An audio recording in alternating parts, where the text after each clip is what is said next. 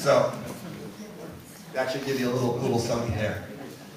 Okay, now we're going to jump into the Bill of Rights. This will be a lot shorter. So we're going to jump back into the convention and show you how the Bill of Rights didn't happen in the convention, and then what happened afterwards. Okay, on September 12th, 1787, 5 days before the Federal Convention adjourns, George Mason of Virginia proposes that the document be prefaced with a declaration or Bill of Rights. Mason states a Bill of Rights would bring great quiet to the people, and with the aid of the state declarations of rights, a bill might be prepared in a few hours. Elbridge Gerry of Massachusetts immediately moves the convention to appoint a committee to prepare a Declaration of Rights. Roger Sherman of Connecticut replies that the state declarations of rights are not repealed by this Constitution and still being in force are sufficient. Sherman concludes his remarks by asserting the state legislatures may be safely trusted to protect the rights of the people. The proposal to appoint a Bill of Rights committee is unanimously rejected by the states. And you notice the word by the states. In the convention, each state had one vote. Didn't matter how big you were. Everything was done by state. Every vote was taken by state. 2 days later, on September 14th, Charles Pinckney of South Carolina and Elbridge Gerry moved the convention to assert a declaration that the liberty of the press should be inviolably observed. Sherman again speaks in opposition, calling the provision unnecessary. Sherman reminds the delegates that under the proposed Constitution, the power of Congress does not extend to the press. That is an important concept. This proposal is also rejected.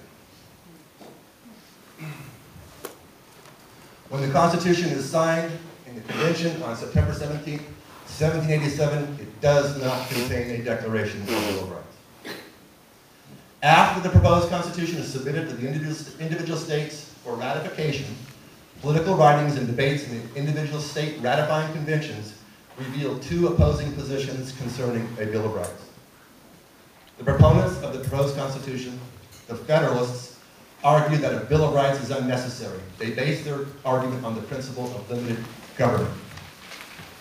Under the system of government that would be established by the proposed Constitution, the federal government would be prohibited from exercising any power not granted.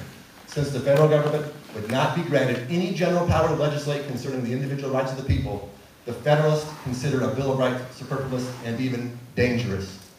And Hamilton gives a very good, in one of the Federalist essays, he really provides a great argument against the Bill of Rights. What he says is, basically, why enumerate restraints on powers not granted? And then he goes on to say, by doing that, it's going to give the impression that we granted this federal government all this power over these rights, otherwise we would not be doing this. Okay?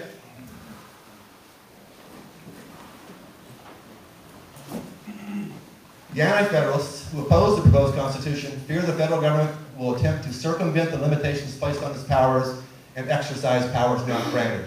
They assert that a formal declaration is necessary to secure individual rights. In 1788, the Constitution is ratified and the push for a Bill of Rights succeeds. Let me tell you what happened.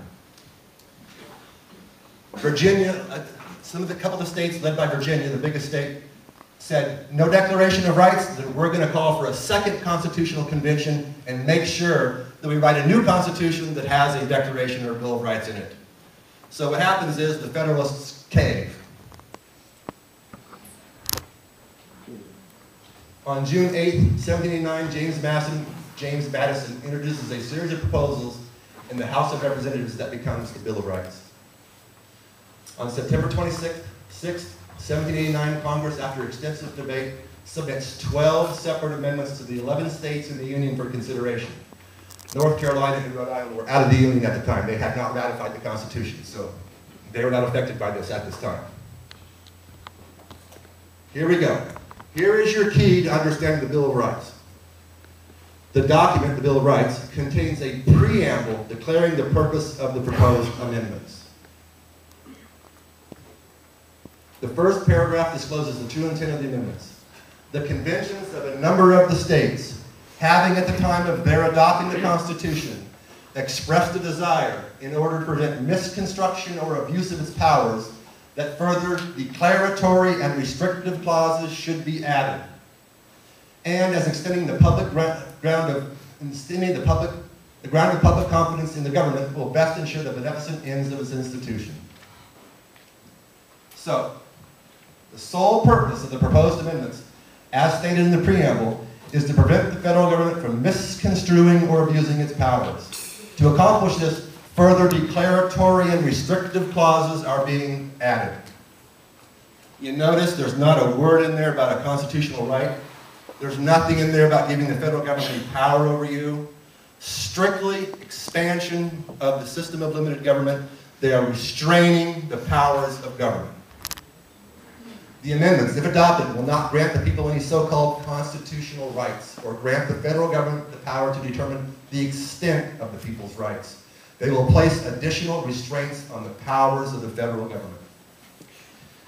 Each restraint in each amendment is either a qualified restraint or an outright denial of power. First Amendment, Congress shall pass no law. Outright denial of power. Based on the wording of the preamble, proposed amendments, if adopted, will place constitutional prohibitions on the powers of the federal government to prevent that government from misconstruing or abusing its powers concerning the rights of the people. None of the amendments define or limit the extent of the individual rights of the people. The amendments do, however, define and enumerate the extent of the restraints placed on the powers of the federal government concerning the rights of the people and the powers reserved to the states.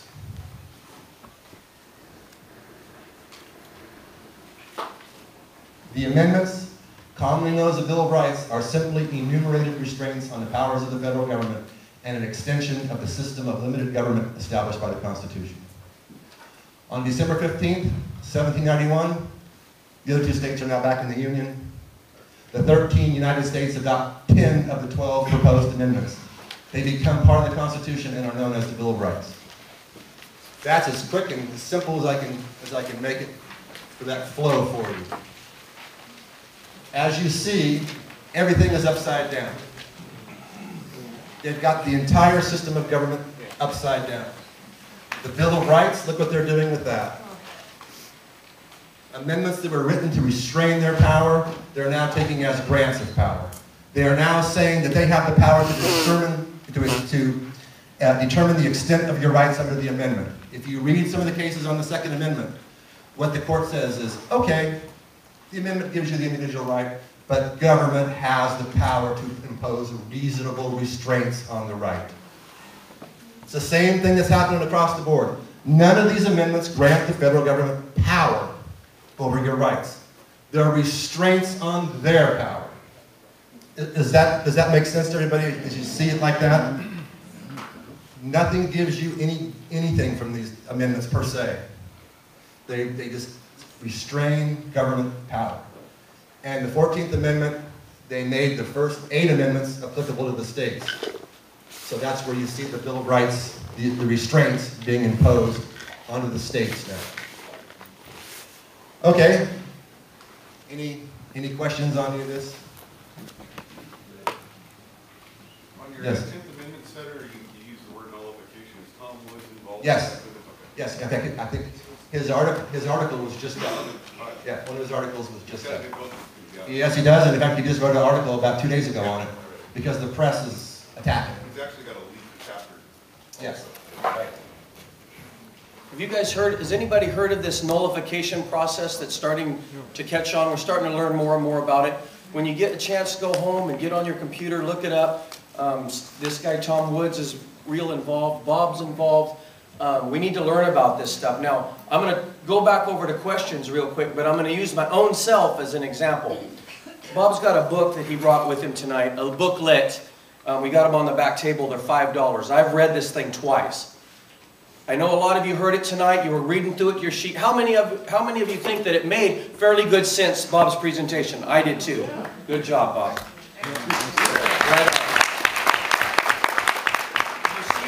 Do you see how important it is? Like Bob said, if you take just a student in a class and you hand them the Constitution, yes, that's great.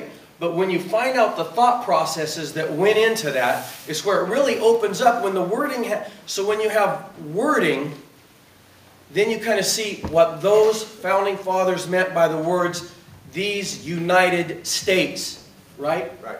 So I'm going to open up to questions, but it took me a couple times to even understand exactly what Bob is saying. But the bottom line is, the power, the major power of our government resides within the states. If it's not, his example of health care, you know the health care thing that's going around. And thank God a judge in Florida stepped up the other day, right? But that is a prime example. That is not, the Constitution does not allow the federal government any power at all over health care or education or a bunch of other stuff. Let me make a point. If you understand, if they stayed strict to that separation of power, they can't invoke the Commerce Clause to do something they weren't granted the power to do in the first place. You understand? That's what's happening. They're using the Commerce Clause to circumvent that separation of power as Madison laid it out. You were never granted that power in the first place. So they're taking a clause that applies to this narrow avenue over here, and they're applying it universally. So what happens then, instead of getting into a debate over the separation of power, everybody gets into a debate over the meaning of the Commerce Clause. And just one second. One thing that is about the Commerce Clause is the word regulate in there doesn't mean regulate as you think it means. It means normalize. Because when you saw this, what was happening of why the Constitutional Convention came on and why the Articles of Confederation kind of fell apart was you saw the meeting in Annapolis, Maryland was to discuss defects relative to trade and commerce. What happened was the states that had all the cool avenues of commerce were, screwing the other states. So what they decided to do was put the power in one entity to normalize commerce so that this one state who had a port that was beneficial could not screw the other states. So that word means normalize. It doesn't mean regulate as it's explained to you, like regulate your water because it flows in commerce, or regulate your food because it flows in commerce. That's not what that word means. Is it possible that the Commerce Clause is probably the most distorted? It's where almost all of our problems have arisen in 50 years easy, and probably before that. You take a couple things. Set aside the separation of power. The main clauses that are being perverted are the taxing clause, Article 1, Section 8, Clause 1. That's where Congress can tax and spend. It can only tax and spend for three purposes and three purposes only. Defense, common defense of the United States, pay the debts of the United States, and the general welfare of the United States. That's where the perversion has come in. That's the clause they use to circumvent the no power over education. They now do it through the taxing and spending clause under the general welfare provision. The other provision is the Commerce Clause. The other clause is the so-called Supremacy Clause. And all these things I'm talking to you about, I attached 2 pages of quotes for you at the end of this document. They all go right to these things we're talking about, and you'll see what they said about these things. These are quotes from Federalist Papers, other people of prominence, and it goes right to what we're talking about. So you'll see 2 things of quotes on there. Let me get to her first. She had a question. Okay, as you mentioned, Steve, today the